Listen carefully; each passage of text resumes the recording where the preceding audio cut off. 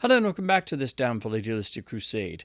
This is my 2024 worst physical media releases, or worst discs of the year, also known as the Damnfool Awards. While last year was a fantastic overall year for physical media and, of course, film restoration and film transfers, there were so many high-profile and notable releases that had major technical issues or other problems, but most of all, more films being put into the new world we find ourselves in of AI algorithms and AI upscaling being used on masters of varying quality, usually pre-existing ones. This all being spearheaded by the infamous James Cameron releases, which we saw multiple coming out in 2024. So those followed by others in varying degrees has meant that we now have a sort of new realm of potential home video and film mastering tomfoolery. So I had to try and figure out how I was going to talk about those in what is otherwise my usual sort of awards, where I do try to highlight titles that are not up to a proper standard in certain areas. Normally when I do these, it is trying to highlight releases that should be spotlighted for how deficient they are in certain areas, in the hopes to encourage studios or labels to do better about these things, because they do need to do better, and it would be nice if there was a sort of quality standard everybody could be at for each release. And this also, I think, distinguishes the great work that's being put into other physical media releases, and means that those should be more appreciated and more championed for not only being great releases of great films, but being great releases in terms of every aspect of physical media. And it's quite often that the technical aspects are not really delved into in terms of a lot of reviews, but especially when people are doing their end of the year rankings. So that's why I do the sort of worst of the year awards, because when I encounter titles that are notable for particular elements being so subpar that it really sticks out, that's when I feel the need to really say something. But this past year, in spite of there being so many fantastic and stellar releases, there were so many releases with major problems, and then there were some that delved into the AI madness we find ourselves in now in the film world. But then there were some releases that took what are bad aspects of disc releases to new heights. So I think in 2024, we saw actually some of the worst physical media releases of all time. So that's why this awards is a little bit different from last year's, because I had to try and figure out how to even begin to talk about the James Cameron AI upscaled releases, and then other releases that also did that. So essentially, we'll start with the AI upscaled disc releases, spearheaded by the James Cameron films of course, Aliens, The Abyss, True Lies, and then The Terminator coming at the end of 2024. Now, the first three were so poor and lackluster and frankly insulting, I thought, that I refused to actually support those. I did examine those masters on streaming and did talk about them, and it's really left up to each individual fan what they would prefer to actually add to their collection, but none of them are really the 4K restorations they're being marketed as, and they're really just old masters in new AI upscaled coats of paint with all kinds of other tomfoolery done to their picture and sound, and your mileage is certainly going to vary, with the most notable offender being True Lies, which is without question the worst UHD that is currently available on the format in terms of how the film is presented. But there were, of course, others that decided to dabble in this mad area that Cameron has sort of spearheaded.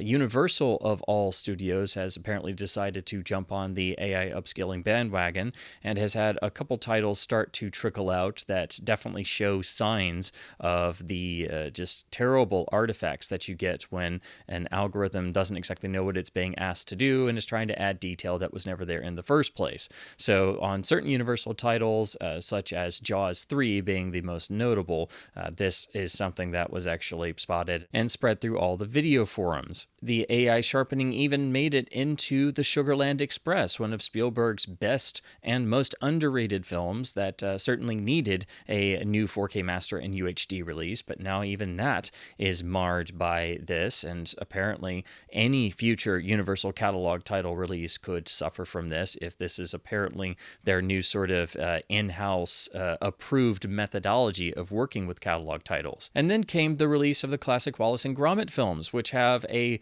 variety of issues in terms of how those films were made at different eras. So they have particular quirks such as their individual frame rates, and instead of making new 4K masters, the powers that be decided to actually just try and, kind of pull a James Cameron and take pre-existing master materials and upscale them with this new technology, with results that are just, frankly, unwatchable, because they managed to turn those classic works into just visual mush in areas, and actually wound up being less detailed in ways than how they were in the 1080p pre-existing iterations. And there are other issues that plague that release, and apparently that's just going to continue to be sold as something that's perfectly fine on a 4K UHD release. So those releases that have delved into using artificial intelligence and algorithms to try and mess around with pre-existing masters and not actually do any scanning or restoration work, and just try to essentially make a fast buck out of the unwitting consumer and fan of the material, they are really in their own special unique category. Normally I do categories about, picture quality for the different formats and disc encoding and HDR and such, but these that have utilized new technologies to open this new can of revisionism worms, they're really in a class by themselves. So essentially for this year, and unfortunately really the future of video and film preservation, we're going to have to separate the transfers, masters, and disc releases that use AI technologies to mess around with the image and even the sound, because they can do that as well now. So basically for 2024, you've got the James Cameron and other AI-infused things, whether you want to call them processed old masters, monstrosities, whatever you want to call them, they're their own thing. So I'm basically separating those out, and the rest of the awards are the worst or most problematic of the non-artificial intelligence enhanced disc releases. So that's the sort of distinction I'm making this year, because those particular releases alone are in a class of revisionism by themselves, and technically are the worst releases of the year simply due to that factor alone. And I think the James Cameron releases are the most reprehensible in that regard, because those are the ones that are really trying their utmost to hide what they really are, and basically give people a false sense of this is what film restoration is. And some, like the Terminator, it's like a stealth AI remaster of a master you already own, because it is the same master you already own on the previous Blu-ray.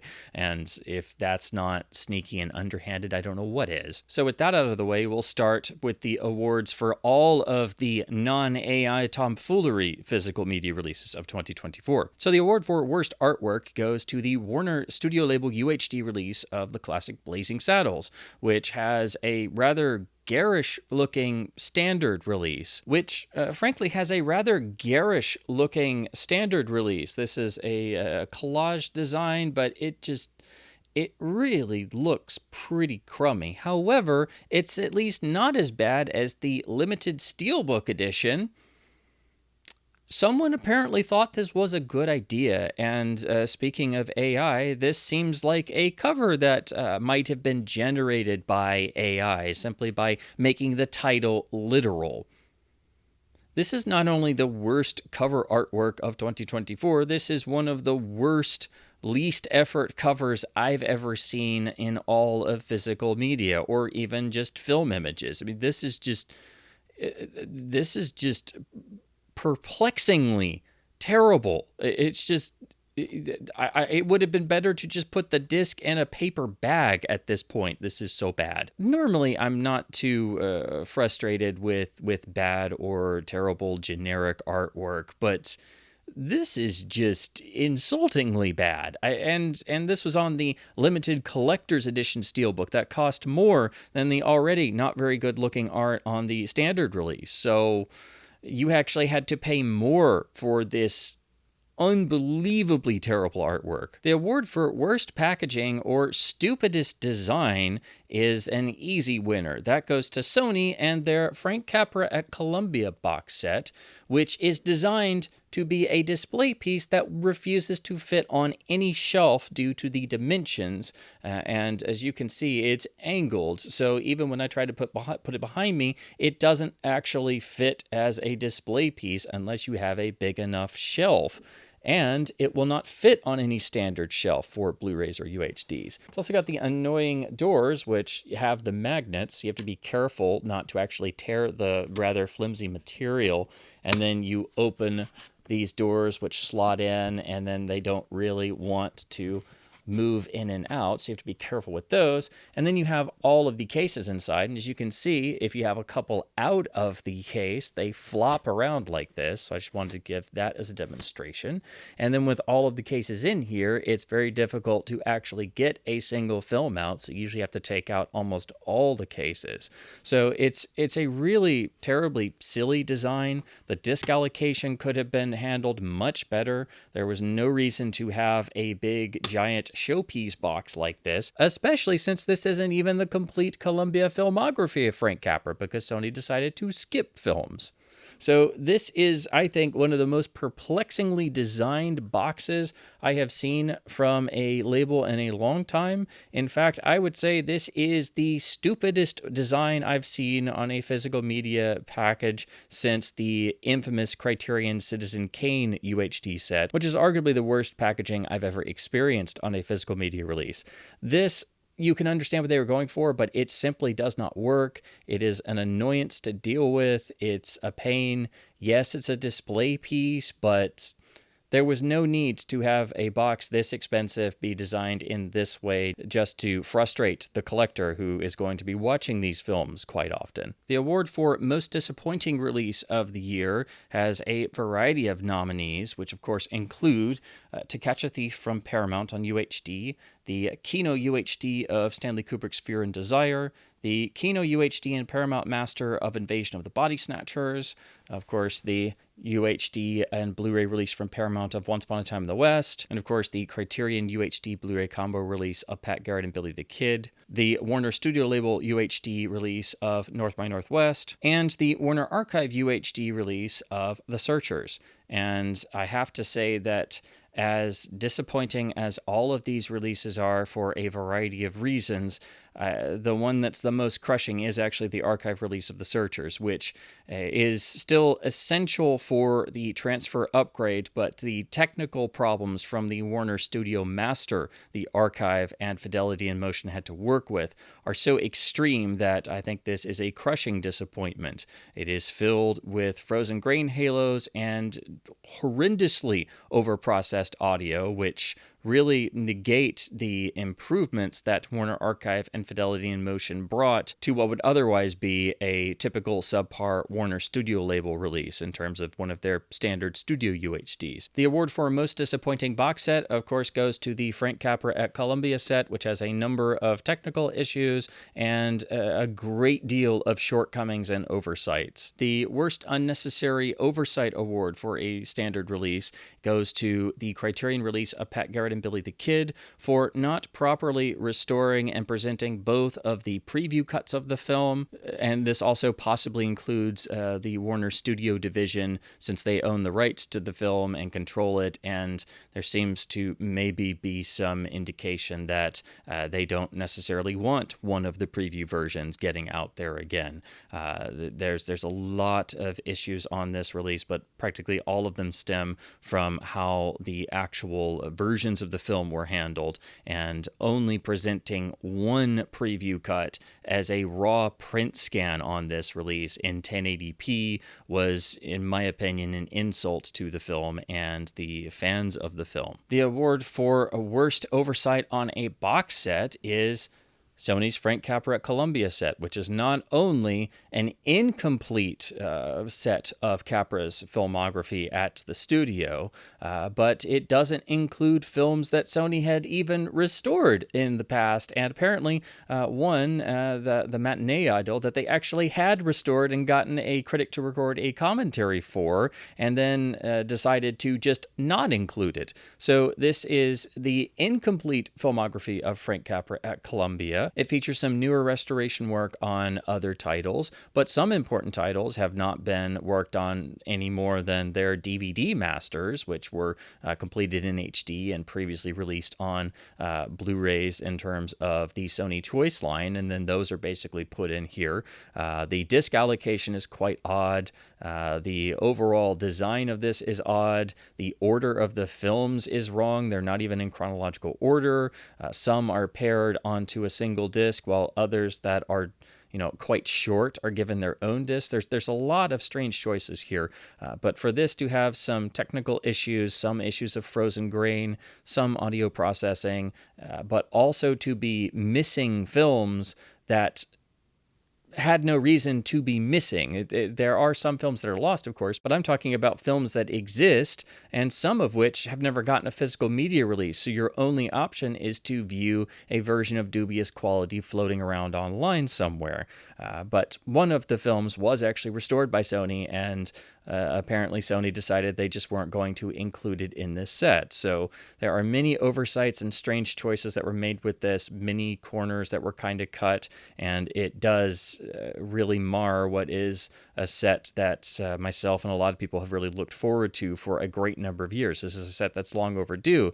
It's a very good set in a lot of ways, except for the corners Sony cut and the fact that they didn't even bother to try to make this a complete collection of the films that they actually had the rights to. The award for most disappointing audio is actually a tie, both to Warner releases. One is the release of North by Northwest, which finally restores the original mono track to the film on a physical media release for the first time since the 1996 VHS tape. However, the mono track on here, while it is lossless, it has been processed some and it hasn't been restored, so it has defects that were not on past releases of the mono track, so it does not sound as good as it should. However, it's not as bad as the mono track on the Warner Archive release of The Searchers, which has had even more audio processing applied to it than the mono mix has had before on past releases, which were all heavily noise reduced and processed. So this has the most processing of any release of The Searchers. So in both of these instances, yes, these UHDs have the original mono track, but for a mono track with the best fidelity, you have to go back to pre-restoration VHS tapes for both of these. And if that's not disappointing in terms of audio, I don't know what is. However, the award for worst audio, without question, goes to the Paramount Presents label release of Once Upon a Time in the West, which has, yet again, the terrible audio remix of the film, and the original mono track has been so overly processed that it's difficult to tell if it's even fully the original mono track or a downmix of the 5.1 remix in areas. But it is aggressively overprocessed, and when you compare it to past releases with better fidelity, the difference is laughable and quite painful, particularly in the music cues. So it is not a properly restored track in terms of its actual presentation. The original mono mix is lossy on this disc, so it's not even a lossless codec anymore. And frankly, that's unacceptable. So it is a shadow of its former self in terms of its original audio presentation, and the remix is inferior to the original mono mix in the first place. So it is really, I think, audio that is so poor when you know how this film is supposed to sound and you compare it to better sounding releases that it becomes unwatchable just for the audio alone. The award for worst overprocessing of a pre-existing audio source has 3 nominees, the first being the Kino release of Invasion of the Body Snatchers, the second being the Warner Archive release of The Searchers, and the third being the Paramount release of Once Upon a Time in the West. all three of these sound terrible. All three of these sound worse than past releases.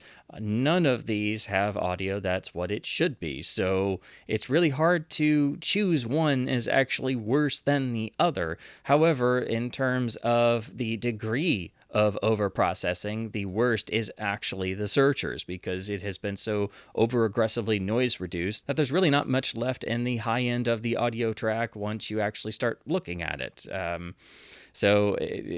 But still, all three are pretty crummy, and they are all from pre-existing audio sources that have been used on past releases. So we actually have evidence of how these sounded better in the past, and then you have to go back further to try to find the audio track from the same source that has the least or no processing applied to it. But the award for worst audio desecration, in terms of how the original audio for a film is so ridiculously compromised that it compromises the overall experience of rewatching the film, it has to be the Paramount release of Once Upon a Time in the West, which is truly that bad when you're able to compare it to the best sounding release, which is the 1994 Letterbox Laserdisc. The disc release that is the most ruined by having no form of the original audio track is actually the Paramount release of To Catch a Thief on UHD from their Presents line.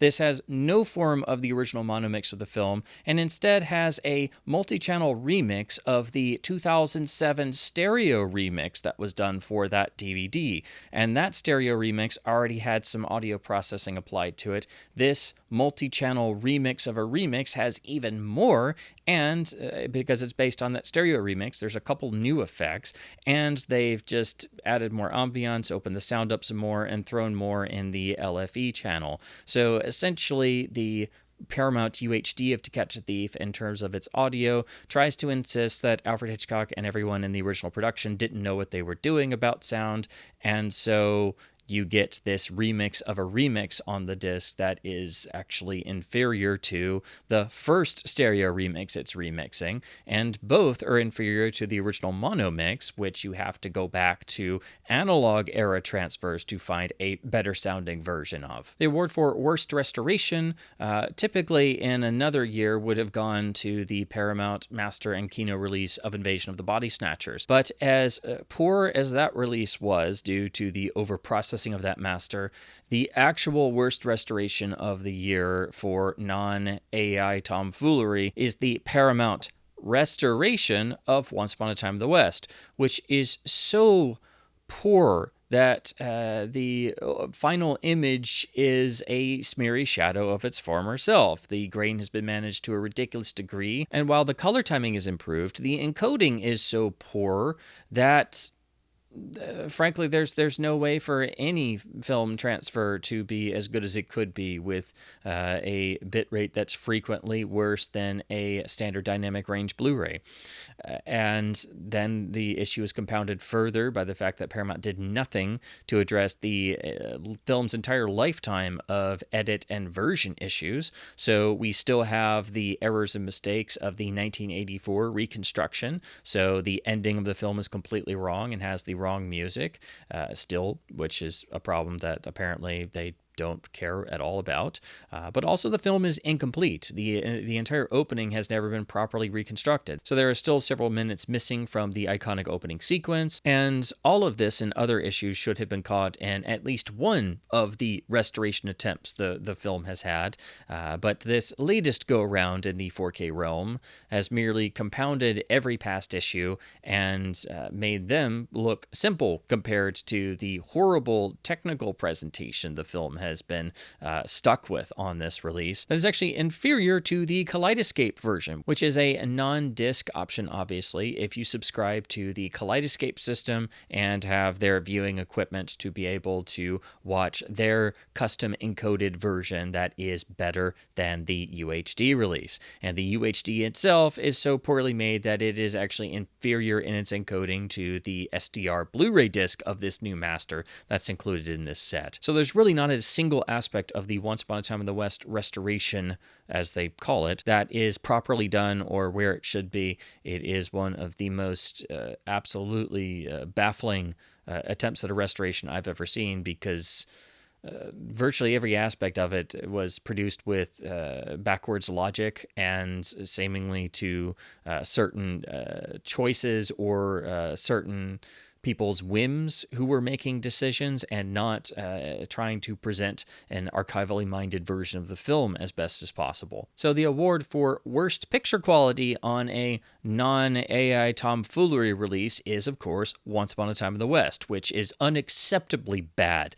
in its image. The only real upside of this compared to the old Blu-ray is that the color timing is better, and you can tell that at the start it was a newer, better scan, but that was pretty much ruined by the people at Paramount, who decided to take matters into their own hands and kind of do whatever they wanted to do. Sergio Leone's masterpiece has been reduced to a smeary mess that on the UHD is actually inferior to a non-disc option, and technically inferior in areas to the included Blu-ray, which actually manages to hide a few things. And of course, the Dolby Vision on the UHD tries its best to combat issues, but even that doesn't work. And if you switch over to the HDR10 version, it just lays everything bare. And so if you don't have the ability to watch UHDs with Dolby Vision and you're stuck with HDR10, then you're really going to have a terrible experience. So Once Upon a Time in the West is not only the worst picture quality for 4K UHD, but I think for Blu-ray as well, even though, again,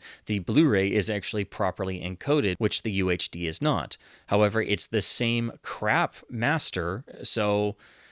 And this is a Technoscope film, so it's going to be extraordinarily grainy, and you certainly don't get any sense of that. This has been managed to death in terms of grain management.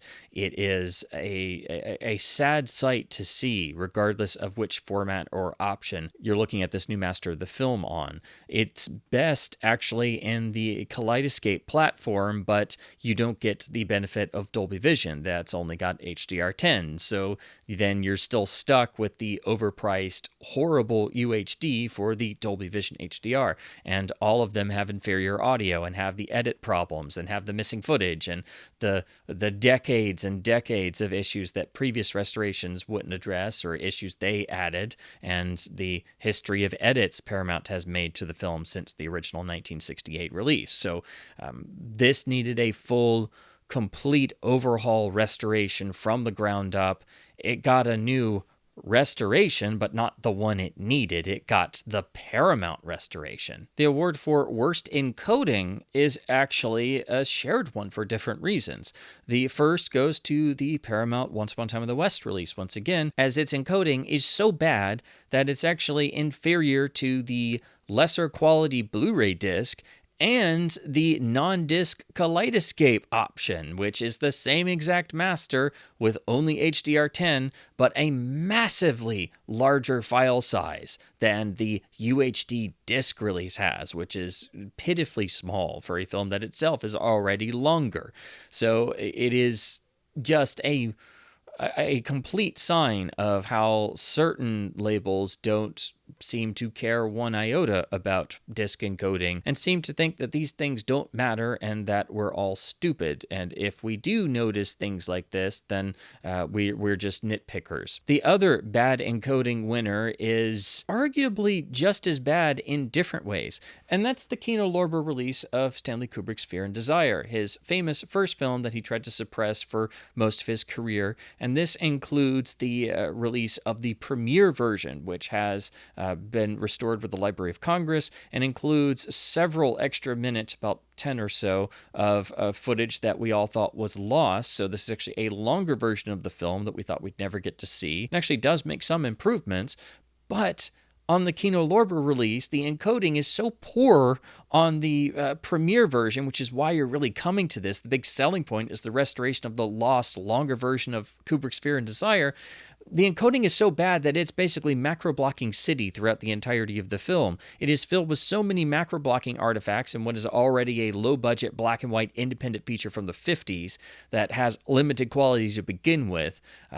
So the fact that you can see terrible macro-blocking artifacts in a lower quality element transfer that just means it has to be really bad for it to be noticeable. And it is so noticeable that it really detracts from the viewing experience. It's the worst macro blocking I've ever seen on a UHD. And to pour salt in the wound, the theatrical version, the shorter version we've all seen before over the years, doesn't have this particular issue. Its encoding is thankfully better, but that means that why you're coming to this disc release in the most important aspect has bad encoding, and has it so bad that it's filled with macro blocking artifacts, which make it a frustrating viewing experience. And when I say this is the worst I've ever seen in this regard, I really mean it. I've never seen macro blocking on a UHD like this. It's really unbelievable. And if that weren't bad enough, the disc does include new scans and transfers of the Kubrick short films, which themselves don't really have great encoding, and they have some issues of their own. So it's unfortunately all parts of this disc release have bad encoding, but thankfully the shorter theatrical version is a little bit better. But the treatment of the premiere version, which is the big selling point of this restoration, and being able to see a longer, long-thought-lost version of Fear and Desire, the fact that that is macro-blocking City because somebody couldn't be bothered enough to actually make sure it was encoded well enough to where you didn't have giant macro-blocking artifacts throughout, is unforgivably bad. So there are really two worst encoded UHDs of 2024. I didn't think it would be possible to have something as bad as the encoding on Once Upon a Time in the West, but the Kino release of Fear and Desire on UHD has the worst macro blocking I've seen yet on a UHD. Let me come to the award for Worst HDR Presentation on a Catalog Release.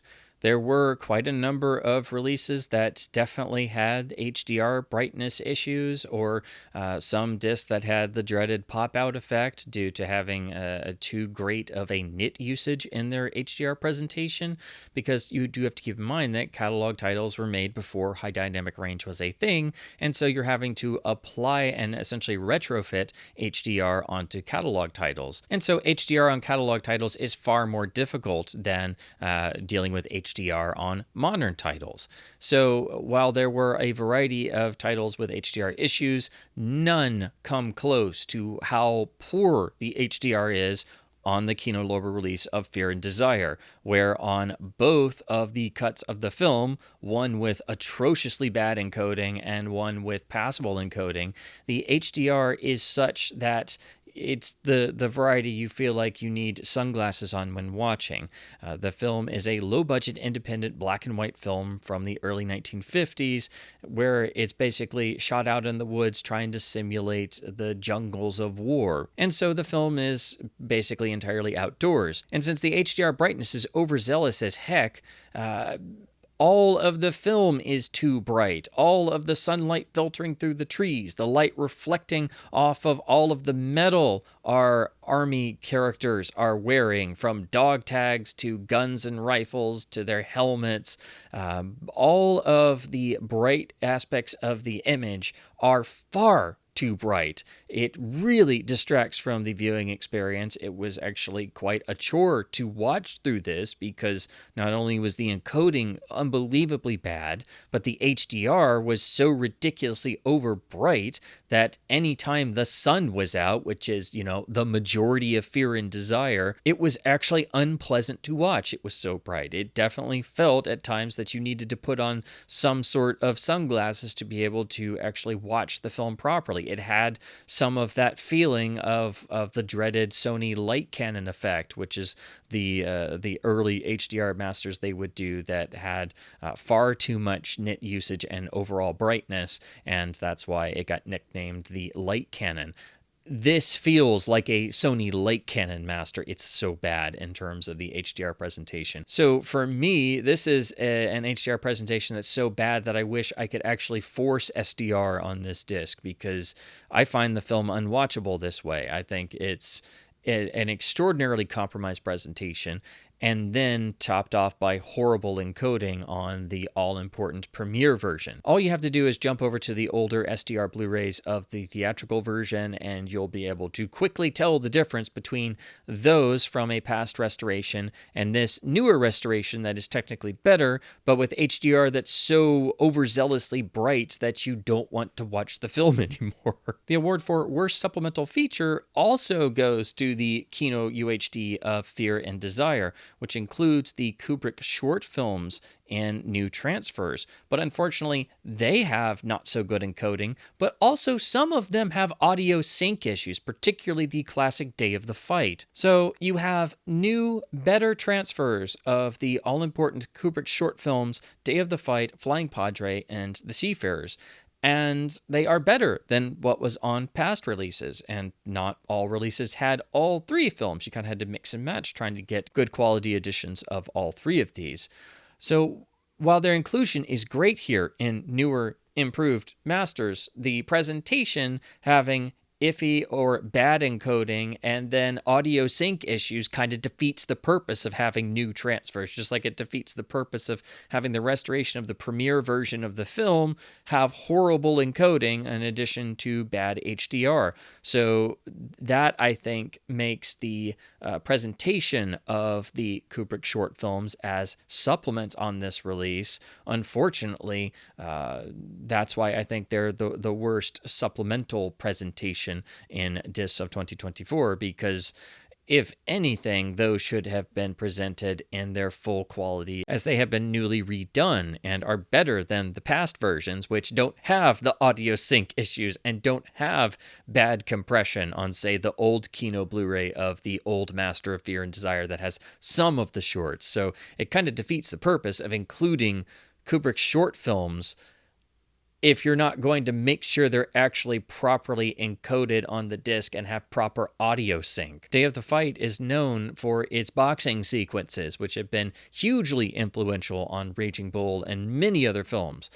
So when that has audio sync issues and the punches no longer time up with the actual impacts in some iconic boxing footage, that's kind of an issue, wouldn't you think? The award for most problematic disc release in terms of various issues could go to one of several choices, but it has to go to the Paramount release of Once Upon a Time in the West, which really has no aspect of its disc release in either the UHD or Blu-ray that isn't a sign of a studio that simply couldn't be bothered to care about getting things right, and all done at a premium price tag as part of their Presents line. The award for most frustrating practice from a label also goes to Paramount and is also tied to their Paramount Presents line.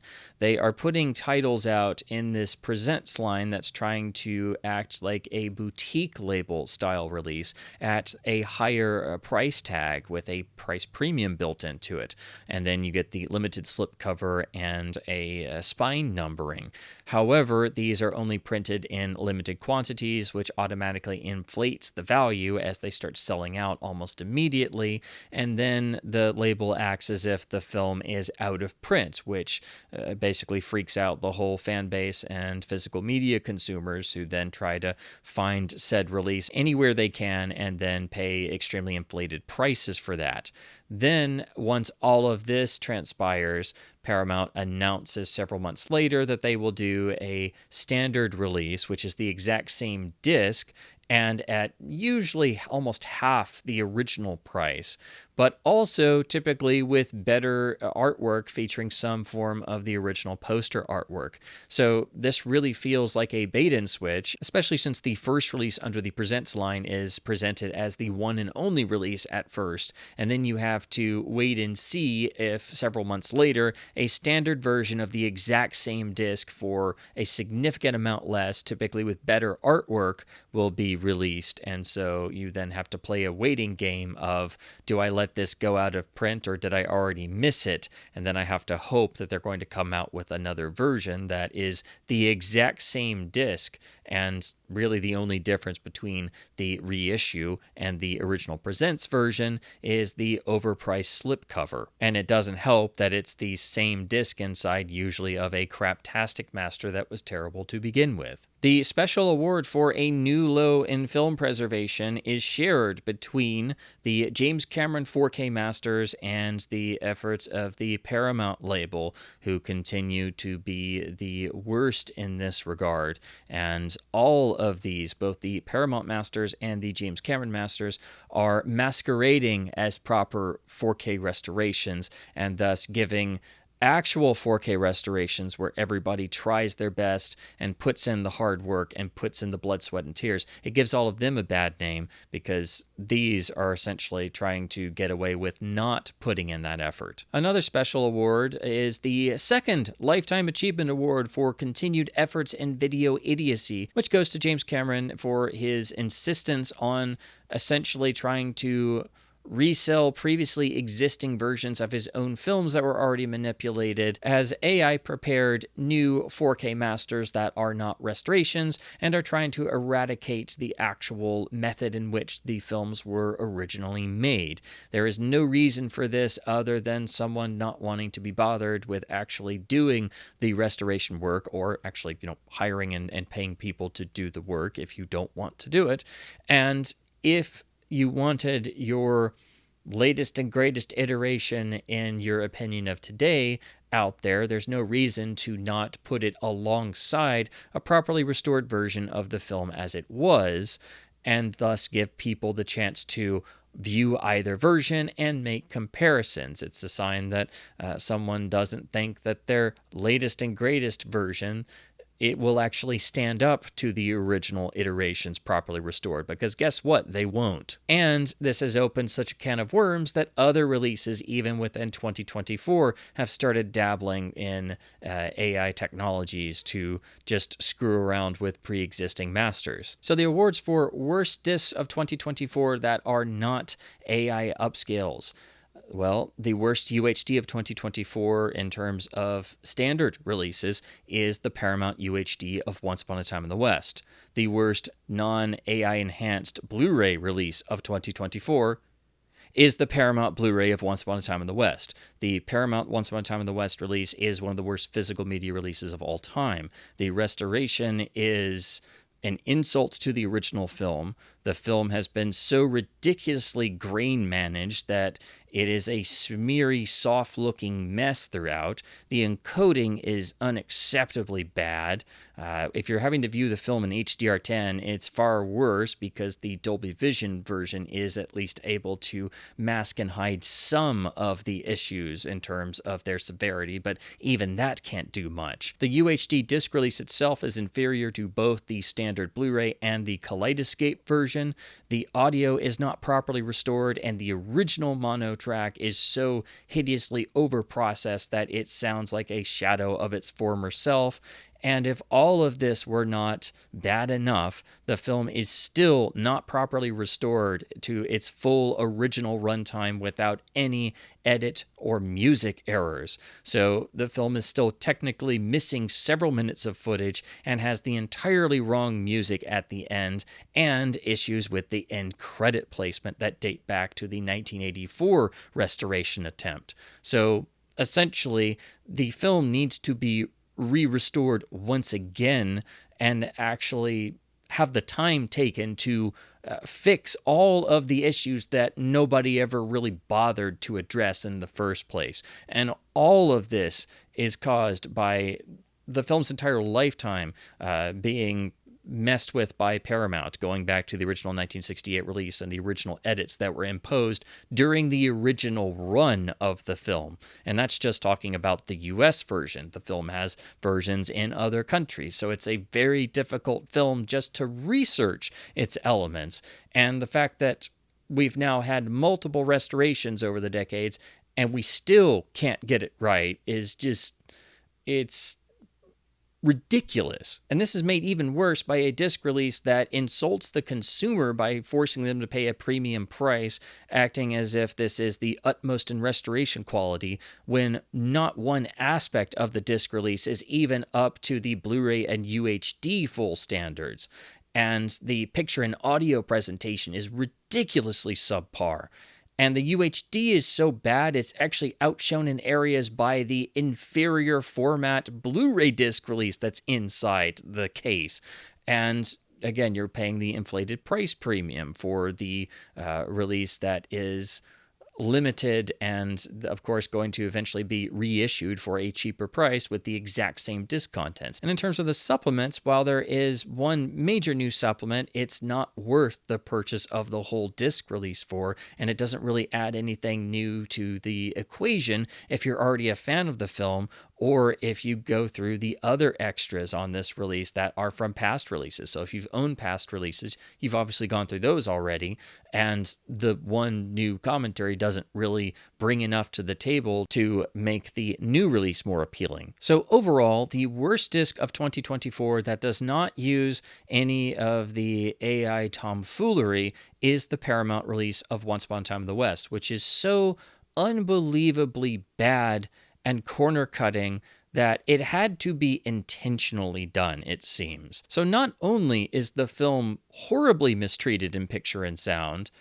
but it's also insulted by not being properly restored, and the fan and consumer base is insulted by being forced to purchase this with their hard-earned money, paying more than what they technically should and more than what they would on the eventual reissue version of the same exact disc, and are also led to believe that this is a proper restoration of the film. So they're essentially thinking that we're all stupid in that sense. And the presentation is so bad that even average viewers will be able to notice how lackluster the film image and sound is. So the overall award for Worst Disc of 2024 is another with a particular distinction. So it is just by the nature of the masters being used and the overall processing being used, it is the James Cameron 4K masters found on the releases of Aliens, The Abyss, True Lies, and The Terminator. But also included in there, I think you have to add the Wallace and Gromit collection that is having similar issues, but they're a lot more visible on some of the shorts because of the nature of the actual production of those and how it shows just how bad the AI algorithms can be with materials where it's going to be a lot more obvious when it screws up, and it's obvious as heck on those. So I think all of these releases are to be avoided, and I think anything that uses even the smallest degree of this new AI processing to simply upscale things or try to add detail that the algorithm thinks should go there that was never there in the first place. I think any usage of this is an immediate red flag and means that master should be junked, as it has no place in proper film preservation or presentation.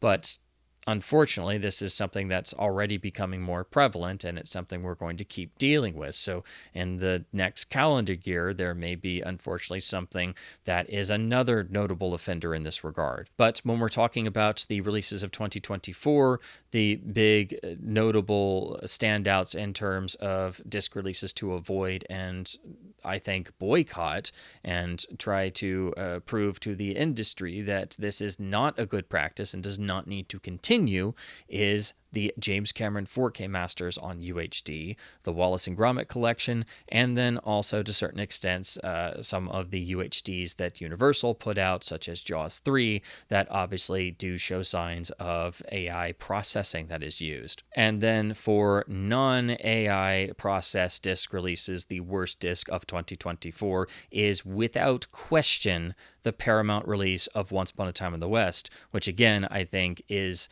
not only an insult to the film, but also an insult to physical media collectors. And since it is a release with not a single major positive aspect in terms of its overall presentation and execution and how the final disc was made, the fact that every single aspect is deficient simply due to people making bad choices and seeming as if they couldn't be bothered to even care about doing things right, and that's really all they wanted was just produce something to get your hard-earned money and then be done with it.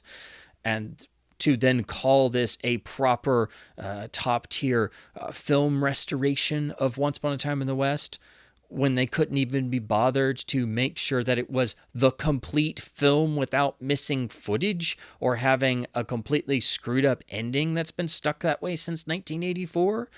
Not even getting into properly restoring the original mono audio and not making it sound like you're hearing the film so badly treated that it's coming over a bad telephone speaker in places. And not manipulating the grain of one of the most gorgeous Technoscope films ever to look like a soft, smeary mess. It truly is a release that makes you think that the studio label must think that we're all stupid and don't look at quality of transfers, because this is as bad as it gets for a major studio release that's claiming to be a restoration of one of the great films. The picture is atrocious and unforgivably bad. The audio is unforgivably bad. The encoding is unforgivably bad. The extras are all legacy supplements, not updated, and the only new addition is one passable commentary in a release with an inflated price tag that's forced to be a limited edition and has both a non-disc option and an included Blu-ray that's better than the UHD itself.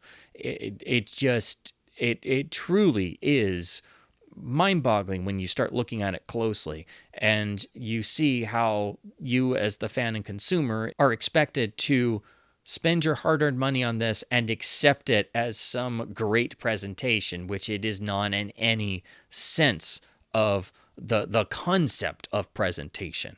It is an inferior release on all counts, and an infuriating one if you know anything about physical media releasing and proper film presentation, let alone actual proper film restoration work. And it gives everyone in the field of film preservation a bad name.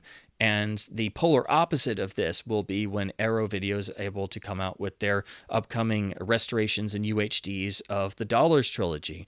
And they have put in massive amounts of work and research into those, and talking with experts and searching elements from different countries all over the world, trying to do their due diligence for films that have never gotten the red carpet treatment.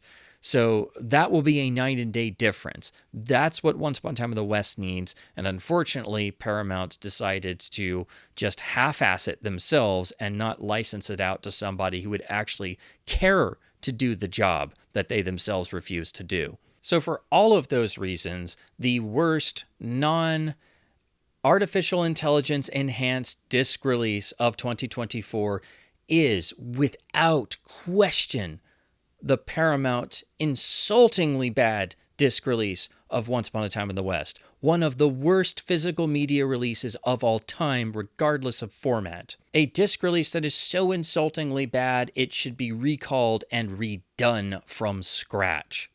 So there you have the Damn Fool Awards for the worst in physical media releases of the past year of 2024. I have to admit that I never intended to turn this into a yearly thing. I started it as a bit of a joke when I first did one, because I was just tired of running into all kinds of problems on disc releases, or finding disc releases that had really terrible encoding or bad audio or overprocessed audio or issues in the picture or packaging issues. And at the end of the year, these are things that never really get mentioned. So I started doing these as a bit of a laugh in one sense, but also as a means to get people thinking more about these things, and hopefully to encourage everybody to get on the same page and, maybe encourage some movement at studios and labels to have everybody get to maybe some sort of quality standard as a baseline, so that way there wouldn't be compromises like this for no reason, because everything I have discussed in these awards, like I do every year, is simply bad choices that are made, or oversights, or mistakes, or sometimes people not caring to put the effort in. It depends, but it's all stuff that is avoidable. And the other reason why I do these is I want to make a distinction between these releases that frankly deserve criticism, they deserve being properly looked at,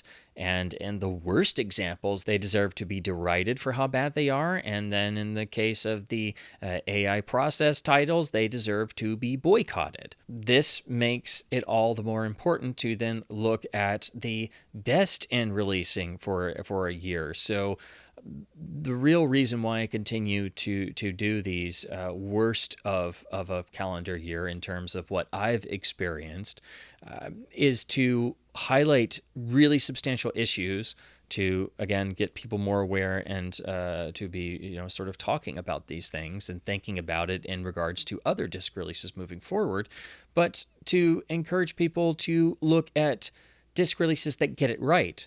Because people do put in the effort, and labels strive to make releases as good as they can be. And some studios really try with their restorations. They don't always get everything 100% right, but there's an incredible difference between the studios, labels, and other entities that consistently, time after time, try to get everything right and make excellent disc releases, which are preserving our cinematic heritage, versus things like I've highlighted here in this worst of 2024 awards that simply don't or can't be bothered to worry about getting things right. But 2024 saw the rise of the AI enhancement masters, so we are now entering into a new realm of film revisionism that is unfortunately always going to be with us. So we've now opened a new can of digital revisionism worms in terms of film preservation.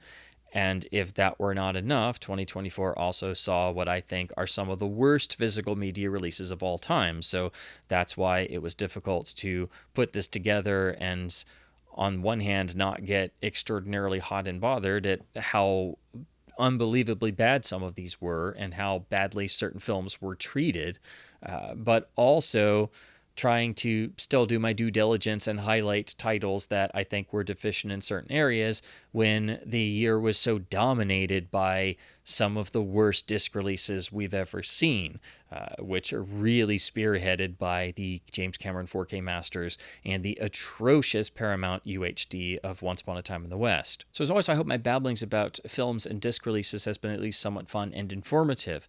I do this not to be the negative disc guy on the internet, but I have my frustrations just like everybody else when people don't seem to want to do things right.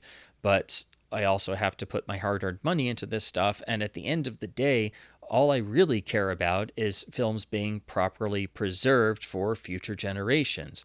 And the fact that we have the ability to do that, and certain releases and entities can't seem to be bothered to care about doing that and getting 100% there when other people do just fine in that regard, it means that I feel the need to make another nerdy disc award video for the calendar year of 2024, because that's what I do. I make nerdy videos about physical media and films, because if I'm not making videos about them, it's just rattling around in my head during the day. I also do these as hopefully something that might help the fellow physical media fan or film consumer who's looking to budget their hard-earned spending money on what they can afford in terms of disc releases. So hopefully this will help if you were interested in any of these, or you were curious about titles you had heard about having some technical issues and problems.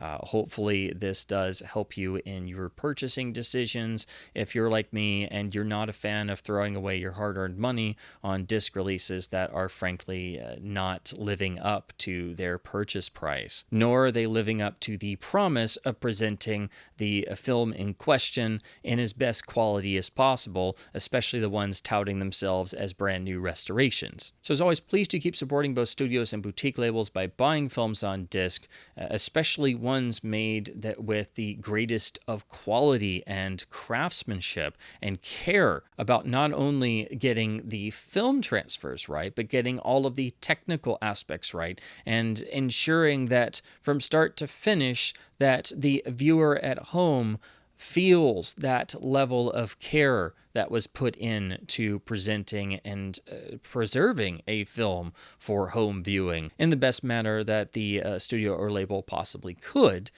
versus some of the titles I've highlighted here where you don't feel any of that for the most part. But in any case, by buying films on disc, you're not only helping to support physical media, but you're also helping to keep film culture itself alive. And as always, thank you ever so much for watching.